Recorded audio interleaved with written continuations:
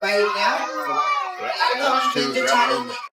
the horse. There's no lasso involved. It's just getting close and holding onto the bull.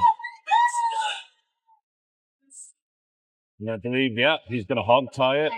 And I imagine it has to be hog tied for 10 seconds to be successful. Yes. 5 minutes there.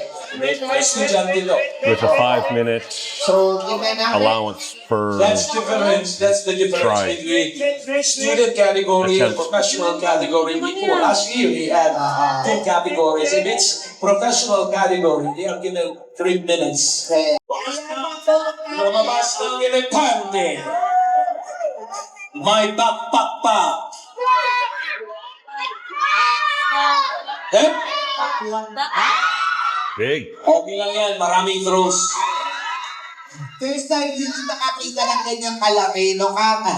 This is good. Since yesterday kasi mga maliliit na baka. Now this bull is significantly larger than the other bulls that they've been trying. Sisiluin nila They've yun. been working with all day. Usually, dalawang silo, isang Apparently they got to sa katawan. lasso it, take it to the ground, Diyan sa may and sungay. hog tie all 4 Pero of its hindi feet. sila masyadong stricto kung anong part ng katawan. Minsan na may isasama ang katawan o kailangan. Ang importante itong katumba nila. Sa Yeah, may he may ain't happy. teamwork dito. Oo. Yan, tingnan mo. Ilang, Oh. at saka kahit ilang beses. Kind of one. Yan, pwede yan. That's a hopeful shot. Kasi nga, Pero matanggal ba? Oo. Maganda kailangan tanggalin. Tatagal na yan, no? Tatanggalin yan kasi... Luwagan. Oo, delikado yan. Medyo, baka. Okay, the rope's still on.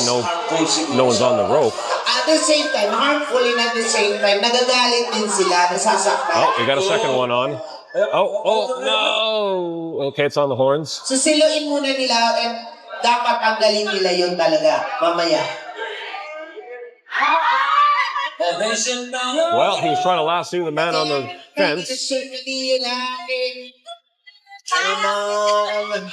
Hindi alam mo nagkakalusin na may medyo tayo nakatlot.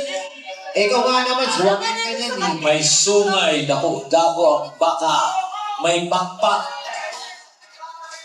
Oh, Mga piramidad kaya sa nilong na baka. Ang pira kaya nilong sa nilong na baka. Hindi pa edad na rin. kasing edad mo na.